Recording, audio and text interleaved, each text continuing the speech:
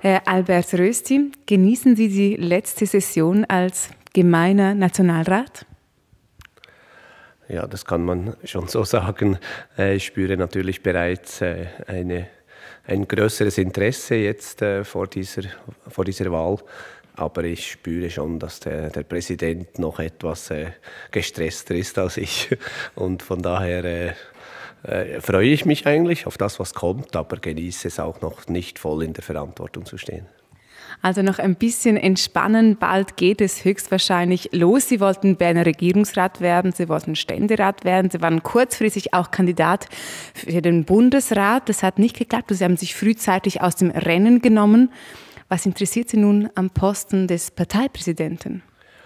Ja gut, ich gehe durchs Leben nach dem Motto, wenn einem Bälle zugespielt werden, hat man zwei Varianten. Man kann sie aufnehmen oder es belassen. Und ich bin eher einer, der sie aufnimmt.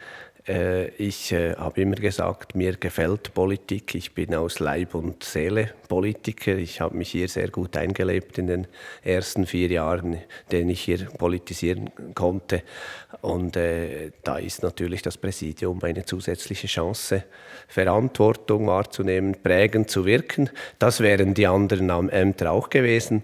Aber es ist klar, es braucht immer die richtige Konstellation. Ich glaube aber, wenn ich mich nicht interessiert hätte im Vorfeld, auch für andere Funktionen, wäre ich vielleicht auch nicht in die Position gekommen, jetzt hier dieses Präsidium dann übernehmen zu dürfen, sollte ich gewählt werden. Also ich denke, mir geht es ganz allgemein darum, auch prägend in der Partei und letztlich für die Politik, für unsere Politik zu wirken.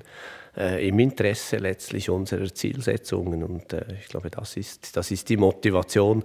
Und in der Politik kann man letztlich nicht auswählen, ich will jetzt das oder jenes, sondern man muss dann bereitstehen, wenn eine Funktion zur Verfügung steht. Die steht jetzt augenscheinlich zur Verfügung. Sie sagen Verantwortung übernehmen, Sie sagen Politik mit Leib und Seele betreiben. Haben Sie eine Mission oder eine Vision im Kopf, wie Sie die Partei gestalten, wohin Sie sie führen wollen würden als Parteipräsident? Ja gut, eine Mission, das tönt etwas hochtrabend. Ich bin mir bewusst, dass man auch als Parteipräsident letztlich eingebunden ist in Strukturen. Aber ich würde dem Zielsetzung sagen, ist natürlich die Partei, die jetzt sehr stark aus den Wahlen hervorgegangen ist, mit fast 30% Wähleranteil, diese auf diesem Niveau zu halten, die Partei geeint zu halten, möglichst Konflikte, innerparteiliche Konflikte zu vermeiden, im Interesse letztlich unserer Zielsetzung, der Unabhängigkeit, einer strikten Ausländerpolitik und auch einer liberalen Wirtschaftspolitik, um so die 3 wichtigsten Zielsetzungen zu nennen. Ich glaube, das ist schon eine hohe Zielsetzung. Ich durfte daran mitarbeiten als Wahlkampfleiter und hier jetzt auch konkrete Schritte umzusetzen, in der Überzeugung, dass das richtig ist für unsere Bevölkerung, für die Schweiz der Zukunft, für den Wohlstand. Ich denke, Mission ist für mich etwas sehr weit weg. Ich glaube, die Politik hängt auch von sehr vielen externen Faktoren ab. Deshalb nicht zu hochtrabend. Ich werde dankbar sein und froh sein, wenn es gelingt, Kontinuität zu wahren. Das heißt, die Partei in dieser Größe auch zu halten. Natürlich möchte man auch ein gewisses Wachstum. Vielleicht ist das ich hoffe, dass das in der Westschweiz insbesondere noch möglich ist. Und eben dann, dass der Einfluss der Partei auch wahrgenommen wird im Bundesrat, jetzt mit 2 Mitgliedern, über das Parlament mit einer starken Fraktion. Sie haben es genannt, fast 30%. Das ist schon eine historische Größe für die Partei. Sie sagen, vielleicht liegt noch mehr drin. Wo wäre dann Potenzial offen? Oder meinen Sie doch, der Zenit ist quasi erreicht? Ich dürfte nicht antreten, wenn ich glauben würde, der Zenit ist erreicht. Ich muss mal sagen, ich bin mir sehr bewusst, dass Halten ist schon eine Herausforderung auf dieser Höhe. Und trotzdem bin ich überzeugt, wenn wir es gut machen, wenn auch vielleicht der Zeitgeist etwas für uns spielt, dass noch mehr möglich ist. Wir haben natürlich zwischen der Deutschschweiz und der Romandie einen Unterschied im Wähleranteil von fast 10% oder in einem Kanton auch deutlich mehr. Wir haben in Agglomerationen, in Städten zum Teil, ich denke hier an Bern, einen sehr tiefen Wähleranteil, den man durchaus auch über die Personalplanung langfristig durchaus allenfalls verbessern kann. Da glaube ich eigentlich daran. Aber der Challenge ist sehr hoch dafür. Das ist selbstverständlich. Das sind auch ziemlich vorsichtige Aussagen, die Sie jetzt hier machen. Haben Sie denn auch Respekt vor diesem Amt oder gehen Sie sogar mit ein bisschen Angst da dran? Nein, es ist wichtig zu unterscheiden. Angst sicher nicht. Ich glaube, Angst ist in der Politik ein schlechter Ratgeber. Ganz generell, auch im Berufsleben. Man geht Risiken ein, ob jetzt als Unternehmer oder als Politiker in einer solchen Funktion. Aber Respekt habe ich natürlich. Ich habe großen Respekt, weil wir hatten doch mit Toni Brunner einen enorm aktiven, sehr beliebten Parteipräsidenten, den alle bestens kannten. Wo Toni Brunner ist auch immer, fast immer eine gute Stimmung. Damit hat er auch viel erreicht in der Politik. Von daher sind das sehr große Fußstapfen und da hat man schon Respekt. Und ich bin bis jetzt eigentlich gut gefahren, nicht irgendwelche Ankündigungen zu machen, die dann nicht erfüllt sind. Die Ziele sind für mich klar, halten oder stärker werden, aber ich stehe dem mit Respekt gegenüber, das ist richtig. Brunner geht, Rösti kommt. Was wird sich ändern? Es ist klar, ein Toni Brunner lässt sich nicht kopieren in seiner Art. Ich denke, dass ich vielleicht etwas zurückhaltender politisiere, das sagt man mir auch nach, aber keine Angst, in den Inhalten bin ich genau auf derselben Linie. Also ich glaube, die Art des Auftrittes wird meiner Persönlichkeit entsprechen, aber in den Inhalten wird sich nichts ändern. Wir haben mit unseren Zielsetzungen der Unabhängigkeit, der Migrationspolitik, aber auch einer liberalen Wirtschaftspolitik Erfolg gehabt. Ich bin überzeugt von diesen Zielsetzungen, von der Notwendigkeit für den Wohlstand und möchte das fortsetzen. Man muss einen erfolgreichen Pfad nicht verlassen. Also es ist eine reine Stilfrage. Sonst bleibt es, wie Sie sagen, 100% SVP. Ja, selbstverständlich. Ich bin vom Rating her, das ja die NZZ jeweils publiziert, schön in der Mitte unserer Fraktion und von daher natürlich, ich wäre ja dumm, von dieser Linie abzuweichen, aber es ist ja nicht eine Frage des Opportunismus, sondern es ist eine Frage der eigenen Überzeugung und ich bin an diesem Punkt, wo ich jetzt stehe, weil ich schon seit 18 Jahren in dieser Partei bin und stets die Prägung von zu Hause, aber dann auch die Überzeugung mit der Ausbildung eigentlich sich eher gestärkt hat in dieser Richtung. Es ist klar, inhaltlich ist das sehr wichtig, dass diese Position vertreten wird und dass sich auch die Wählerinnen und Wähler vertreten fühlen und wir unsere Wahlversprechen einlösen. Das ist unser Auftrag. Für viele ist die SVP immer noch oder ist die Partei von Christoph Blocher. Wie sehen Sie Ihre Funktion als Parteipräsidenten? Wollen Sie eher der Kopf der Partei sein oder eher Ausführende der Ideen von zum Beispiel einem Christoph Blocher? Gut, es ist unbestritten, dass ein Christoph Blocher eine sehr prägende Figur ist, diese Partei und den Weg geprägt hat und diese beeinflusst hat. Auch die Schweiz insgesamt übrigens. Wir wären wahrscheinlich in der EU ohne diese Kraft. Das ist meine innerste Überzeugung und ich wäre ja dumm, wenn ich nicht auf die erfahrenen Kräfte setzen würde. Es ist für mich deshalb sehr wichtig und ich freue mich, dass obwohl die Herren Blocher, aber auch Herr Walter Frey, der auch eine enorm lange unternehmerische, aber politische Erfahrung mitbringt, in der Parteispitze bleiben, mit etwas anderen Funktionen, vielleicht mehr strategisch, weniger operativ. Ich sehe mich schon gleichzeitig als der Kopf der Partei, der aus den Erfahrungen, das strategische Wissen daraus schöpft, aber natürlich, was das Organisatorische, die Parteiführung ist, da will ich schon der Kopf sein. Da gab es eine Restrukturierung, die noch abgesegnet werden muss, aber die Ideen sind da, wer in der Parteileitung sein soll. Es gibt auch ein paar, die nicht mehr dabei sind. Das kam auch zum Eklat. Judith Übersachs hat per sofort die Partei entlassen, weil die Kommunikation nicht so gelaufen ist, wie man sich das vielleicht vorstellt. Sie hat darüber aus den Medien erfahren. Wenn Sie sich als Kommunikator beschreiben würden, welcher Typ sind Sie? Top-down oder hätten Sie das intern bereinigt? Es ist klar, die Führungsaufgabe ist vor allem Kommunikation und die interne Kommunikation kommt vor der externen Kommunikation. Ich gehe nach dem Grundsatz, man muss aus Betroffenen Beteiligten machen. Wenn es die Betroffenen aber partout nicht wollen, dann ist es manchmal auch schwierig und mehr möchte ich in dieser Angelegenheit nicht sagen. Es sind vor allem die Emotionen auch bei Frau Übersachs, die hier etwas eine andere Sicht der Dinge halten. Aber was meinen Führungsstil anbelangt, ist klar, man muss Differenzen intern ausdiskutieren und bereinigen. und dann an die Öffentlichkeit gehen. Das wird mein Grundsatz sein, muss aber auch sehen, bei 90.000 Mitgliedern wird das nicht das letzte Scharmützel gewesen sein. Aber man muss einfach für die Beurteilung jeweils die Internas kennen, und ich habe hier, was der Prozess jetzt dieser Arbeitsgruppe, die neue Parteileitung, hier trage ich bereits Mitverantwortung, was dieser anbelangt, da habe ich ein gutes Gefühl, zumal die jetzigen Strukturen ja einfach in der Vernehmlassung sind, die Kantone können sich äußern. Aber für mich ist schon wichtig, dass man unterschiedliche Meinungen, Differenzen aufzeigt und dann intern ausdiskutiert und dann mit einer gemeinsamen Haltung an die Öffentlichkeit geht, weil wenn das gelingt, ist man auch stark in der Regel. Wenn man schaut, wie die SVP im Parlament abstimmt, dann kommt es als sehr geschlossene Fraktion daher. Trotzdem, es gibt verschiedene Flügel, die Bauern, die Frauen. Es gibt dann Positionen, die ein bisschen weiter rechts sind, ein bisschen weiter mittig. Wie wollen Sie als Parteipräsidenten dann genau diese Positionen bündeln und quasi einen?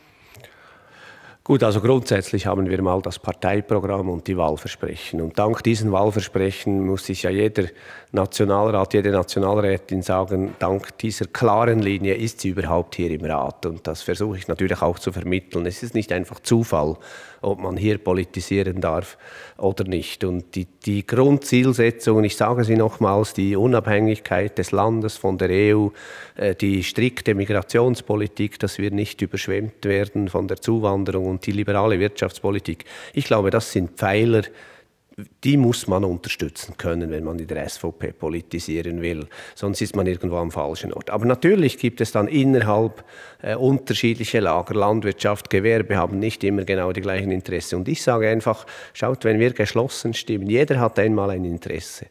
Und jeder ist ja irgendwo auch Leader in einer Funktion, in einem Fachgebiet. Und wenn er bei den anderen geschlossen stimmt, helfen sie vielleicht auch ihm. Also es ist immer auch ein Nehmen und ein Geben. Und ich habe mir schon jetzt in meiner Zeit als Nationalrat gesagt, wir fassen in der Fraktion eine Parole und da wird heftigst diskutiert, aber dann sollte man eigentlich nur abweichen, nur im Notfall abweichen. Es gibt ethische Gründe, es gibt vielleicht regionalpolitische Gründe. Wir haben ja keinen Stimmenzwang, aber im Interesse der Partei und in der Sache ist es nicht sinnvoll. Diese Geschlossenheit sieht man übrigens auch bei der Linken, ja. Und ich glaube, man bringt so die Ziele eher durch und das im Interesse der Wählerinnen und des Wählers. Bei der letzten Abstimmung, Initiative, haben Sie eine Schlappe entgegennehmen müssen. Es gab ein klares Nein zur Durchsetzungsinitiative. Wie gehen Sie mit Niederlagen um? Ja, einfach mit dem Bewusstsein, dass man letztlich, ob jetzt Präsident oder in einer anderen Funktion oder als einfaches Mitglied, man in diesem großen politischen Räderwerk halt nur ein Element oder nur ein Rädchen ist. Ich glaube, mit dieser Gewissheit muss man politisieren. Es gibt stets viele Faktoren, die man nicht beeinflussen kann. Manchmal kommen die externen Faktoren einen zugute. Ich habe immer gesagt, als Wahlleiter, ich habe sicher Arbeit geleistet, aber dass es gut gelaufen ist letzten Herbst, war auch den Umständen, den schwierigen Umständen im Bereich der Migration zuzuschreiben. Und ein anderes Mal jetzt hier hatten die Kräfte, die mehr auf die übergeordneten Rahmenbedingungen aufmerksam gemacht hat, halt überwinden. Ich glaube, so gehe ich damit um. Muss allerdings auch sagen, auch indem ich das Positive rausnehme, und ich nehme sehr viel aus diesem Abstimmungskampf Positives raus, indem man nämlich ganz viele Aussagen hatte von Richtern, von Frau Bundesrätin Sommaruga, Herr Ständerat Josic, die plötzlich gesagt haben, wir wollen Schwerkriminelle ausschaffen, da ist gar keine Differenz. Das war im 2010 noch nicht so. Und also hat man mit der Initiative ja doch etwas erreicht. Also die Erkenntnis, dass man als Einzelperson nicht so wichtig ist, einerseits, und auch andererseits, dass man auch in der Niederlage das eine oder andere trotzdem erreicht hat. So gehe ich damit um. Christoph Blocher hat im Nachzug gesagt, die SVP sollte weniger Volksinitiativen lancieren, die Kräfte vermehrt hier im Parlament einsetzen oder einfach gebündelte auf einzelne Themen. Sind Sie da gleicher Meinung? Wird jetzt die SVP sich ein bisschen zurückziehen, auch unter Sie, von diesen Initiativen und hier in Bern politisieren vor allem? Ja, ich stimme Herrn Blocher insofern zu, als er natürlich ganz gezielt Initiativen, die in der Pipeline sind, oder namentlich eine Initiative, die uns lancieren wollte für den Grenzschutz, angesprochen hat und auch damit signalisieren wollte, das ist jetzt gerade nicht nötig. Das decke ich. Ich würde aber, wäre jetzt persönlich etwas vorsichtig. Ich sage, wir machen weniger oder mehr Initiativen. Ich sage einfach, wir haben einen Auftrag, den Wählerauftrag, unsere Ziele umzusetzen. Und wenn dies gelingt über Bundesrat und Parlament, wo wir jetzt eine bessere Vertretung, ist das der einfachere Weg und der gilt es prioritär zu verfolgen.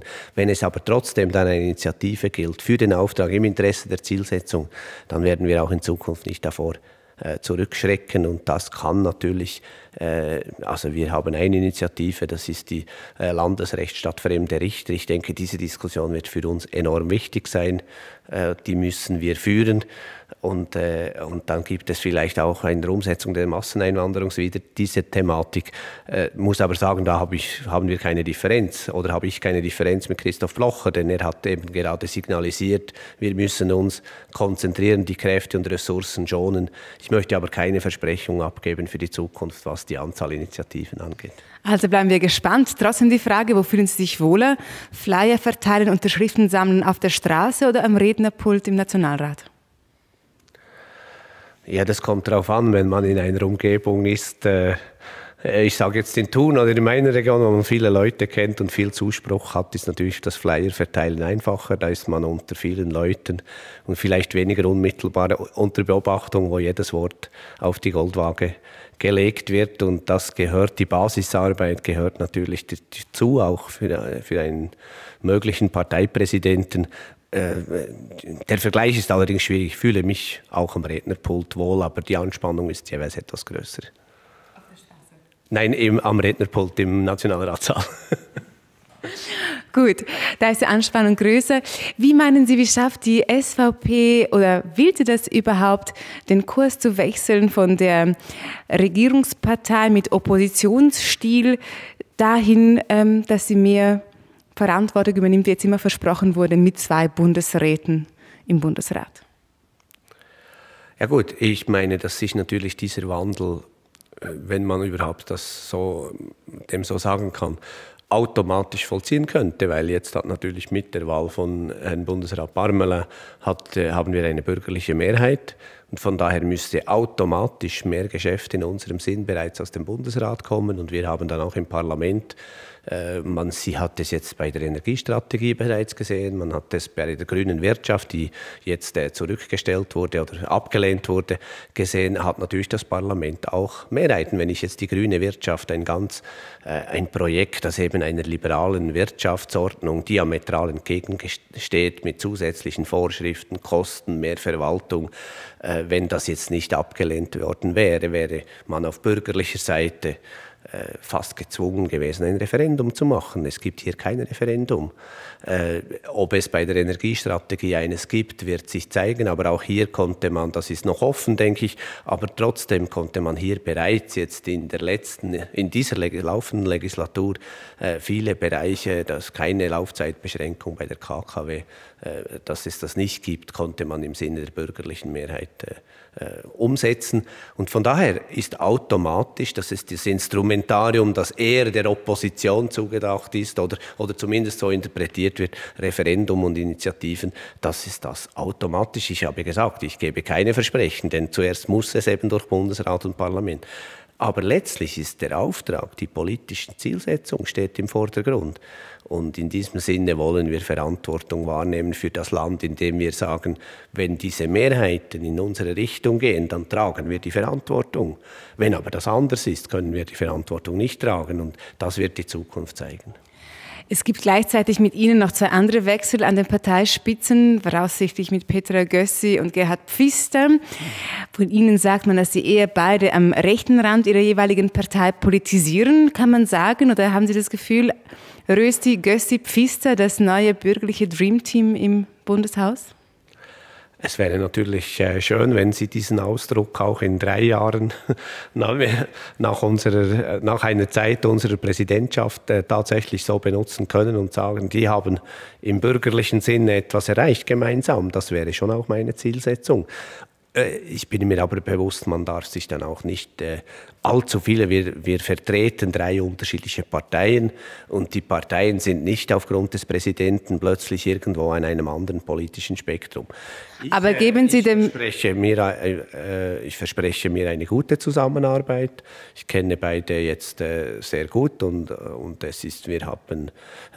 stellen natürlich fest, dass wir vielfach gleich abstimmen, dass da inhaltlich sicher eine Nähe besteht und dass auch von der Zusammenarbeit, ich denke auch von der Art der Zusammenarbeit besteht hier eine gute Basis. Also ich bin zuversichtlich und es scheint mir ganz wichtig, dass die bürgerlichen Kräfte diesen Schulterschluss, wie man mal gesagt hat, diesen wirklich auch leben und hoffe, aber das muss zuerst bewiesen werden, dass das dann auch in klaren Ergebnissen im Interesse unserer Wirtschaft und des Wohlstands geschieht. Wir werden das weiterhin beobachten. Ganz andere Frage. Sie sind hier in Bern und Umgebung stark verankert. Wir kommen aus Graubünden. Wie ist Ihre Bindung zum Graubünden? Ja gut, die ist sehr gut. Ich bin natürlich Berner Oberländer und von daher denke ich, komme ich aus ähnlichen Lebensumständen wie das Bündnerland. Mir gefällt das Bündnerland sehr gut. Ich bin auch in der parlamentarischen Gruppe für ihre Landessprache und hatte, als ich früher Direktor der Schweizer Milchproduzenten war, natürlich auch mit dem Bündnerland ein wichtiges Produktionsgebiet, direkte Kontakte. Also ich denke, dies ist für mich, da ist eine echte Verbundenheit, nicht einfach, weil es jetzt schön tönt, aber ich komme aus einer Tourismusregion, bin in der Landwirtschaft aufgewachsen und da sind die bündnerischen Verhältnisse doch sehr ähnlich. Auch die Herausforderungen, denke ich, mit dem schwachen Euro als Beispiel, die Herausforderung für die Tourismuswirtschaft, für die Landwirtschaft, aber auch für die Industrie, die Exportindustrie, die sie auch haben. Wir haben auch in Thun, wo ich jetzt wohne, in der Nähe von Thun, eine sehr wichtige Exportindustrie. Also ich denke, das sind Branchen, die doch eine gewisse Ähnlichkeit von meiner Ursprungszeit, von Kindheit sich gleichen und daher ist auch ein großes Verständnis und eine gegenseitige Sympathie natürlich vorhanden. Also gibt es Parallelen, so wie Sie sagen, Sie sprechen laut Ihrer Homepage natürlich Deutsch, Französisch und Englisch. Wie steht es mit der romanischen Sprache? Welche Verbindung haben Sie da? Ja, da muss ich eingestehen, dass mit Ausnahme des Stolzes, dass wir eine Schweiz haben mit 4 Sprachen und 4 Kulturen und eben die romanische, ist bei mir die Kenntnis der romanischen Sprache nicht vorhanden. Ich habe die C-Matura gemacht, also in der Richtung Mathematik und bin eigentlich froh, dass ich heute doch relativ gut Französisch spreche und ich hoffe, dass ich jetzt mich dann schrittweise auch noch des Italienischen etwas besser bemächtigen kann. Und da muss ich die romanische Schweiz etwas enttäuschen, aber nicht in meiner politischen Grundhaltung, dass es sehr wichtig ist, dass wir diese Sprache und diese Kultur auch pflegen und eben diese 4 Kulturen einen hohen Stellenwert haben. Also da bin ich sehr überzeugt davon, dass das auch die Reichhaltigkeit der Schweiz ist. So viel dazu. Worauf freuen Sie sich am meisten als Präsidenten der Partei der SVP? Ja, eigentlich schon auf die Möglichkeit, als Präsident direkt in der politischen Planung von wichtigen Geschäften, ich denke jetzt hier anstehend ist die Umsetzung der Masseneinwanderungsinitiative oder viel wichtigere die Beziehungen grundsätzlich zur Europäischen Union, also die Bewahrung der Unabhängigkeit und eben die Umsetzung dieser Initiative, die ja bei anderen Parteien auf Gegenwehr stößt, hier auch an der Spitze strategisch mitwirken zu können, hoffentlich eine Lösung zu finden. Immerhin geht es geht ja nicht um die Umsetzung einer Initiative einfach einer Partei, sondern eines Volksmeers und hier direkt an den Schalthebeln zu sein. Also gut, die Schalthebel ist letztlich dann die Exekutivbehörde, aber doch die Planung und vor allem auch die parteiübergreifende Zusammenarbeit, Lösungen zu schmieden mit meinen Kollegen, da freue ich mich sehr in der Hoffnung, dass es auch gute Ziele gibt. Was ist denn Ihre Lösung? Ja gut, ich wehre mich immer sehr stark dagegen, dass die Umsetzung der Masseneinwanderungsinitiative grundsätzlich die bilateralen Verträge in Frage stellt. Ich stelle einfach fest, ich habe diese wirklich, wenn man die Verträge im Detail analysiert, ich denke an das Landverkehrsabkommen als Beispiel, oder Luftverkehrsabkommen, wo die EU massiv auch von diesen Verträgen. Wir sind im Zentrum. Unsere geografisch, strategisch gute Lage kann uns niemand wegnehmen. Also die freie Durchgang durch die Schweiz, der ist eminent wichtig für die EU, für den Wirtschaftsraum zwischen Milano und Deutschland, Baden-Württemberg. Und von daher sage ich, wir haben im Moment, und das fehlt mir in den aktuellen Verhandlungen, wir haben ein Problem. Das ist die Zuwanderung, die massiv höhere Zuwanderung, in etwa Faktor 4 gegenüber anderen Ländern, die auch eine hohe Zuwanderung haben, viel höher als in England. Das mit Austritt droht, unter anderem auch aufgrund dieser Situation. Und hier müsste man eigentlich vermehrt von der Schweizer Regierung, aber auch von den Parlamentariern aufzeigen, wir haben gute bilaterale Verträge, die ich sehr wohl unterstütze. Wir haben in einem Vertrag, in einem einzigen von 120, haben wir ein spezifisch schweizerisches Problem aufgrund unseres Wohlstandes. Und jetzt müssen wir das isoliert lösen. Wir kommen natürlich nicht weiter, wenn wir von vornherein gegenüber unserem Verhandlungspartner sagen, wir wollen die Bilateralen um jeden Preis erhalten. Da gibt es gar keine Abwägung. Da kann sich der andere Handelspartner. Aber ganz konkret, was heißt das? Also bilaterale kündigen, wenn das nötig ist? Nein, das ist eben genau, wenn man es so sagt, ist es eben genau falsch, weil wir haben einen Vertrag. Also es heißt, wenn es nötig wird, wenn man einen Vertrag hat mit einem Partner, man ist nicht mehr einverstanden, das hat die Bevölkerung gesagt, und der Partner ist nicht bereit, diesen Vertrag neu auszuhandeln, dann ist in der logischen Konsequenz die Kündigung. Das heißt aber für mich die Kündigung des Personenfreizügigkeitsabkommens, dann muss es eine Neuaushandlung geben. Ich kann mir vorstellen, dass eine Schutzklausel ein Lösungsansatz ist. Wir haben eine klare Lösung dargelegt. Diese entspricht weitgehend dem Lösungsansatz 2006 noch, als wir noch Kontingente hatten mit Inländervorrang. Das hat damals funktioniert, würde heute besser funktionieren dank der Elektronik, also dank Internetplattformen, wo ein Arbeitgeber direkt schauen kann, hat es inländische Arbeitskräfte. Also diese Lösung gibt es. Und jetzt sagen einfach unsere Gegner, wenn man einen Vertrag kündet aufgrund der Guillotine-Klausel, werden auch alle anderen dahin fallen. Und hier ist unsere Position, auch nach Rücksprache mit Exponenten in Brüssel, auch nach Aussagen des Staatssekretärs Rossier, dass die EU niemals aufgrund ihrer Interessenlage auf die anderen Verträge einfach verzichten wird. Dass sie heute die Position einnehmen, wir wollen das nicht, das ist eine Verhandlungstaktik. Wir haben ja noch nicht einmal die Umsetzung der Lösung im Parlament diskutiert. Das muss jetzt der nächste Schritt sein. Wir haben vom Bundesrat gefordert, okay, unsere Lösung ist nicht auf dem Tisch. Das ist immer noch eine Alternative, wenn er mit Schutzklausel arbeiten will. Und das sogar noch kompatibel mit dem Personenfreizügigkeitsabkommen ist. Okay, aber letztlich zählt die Wirkung im Ziel. Und wir sind überzeugt, die Schweiz kann es sich nicht leisten, jährlich 80.000 einwandern zu lassen, wovon die Hälfte nicht arbeiten. Oder das ist vor allem das Problem. Geht nicht darum, der Wirtschaft die Ärzte oder Ingenieure, die nötig sind, nicht zur Verfügung zu stellen. Aber die Hälfte der Zuwanderer arbeiten nicht. So, jetzt haben Sie das Problem in der ganzen Komplexität aus SVP-Sicht nochmal dargestellt. Herr Rösti, vielen Dank. Man kann es nicht in 20 Sekunden sagen, weil sonst ist man für oder gegen die Bilateralen. Und wir sind sehr wohl für die Bilateralen. Aber es kann doch nicht sein, dass wir nirgends nur ein Schräubchen ändern können oder umdrehen können, ohne dass man sagt, dann wird alles gekündigt. Dann wären wir ja in Knebelverträgen, die wir nie mehr ändern können. Und das darf es nicht sein. Das können wir nicht akzeptieren. Wir werden sehen, wie das weitergeht. Albert Rösti, vielen Dank. Dankeschön.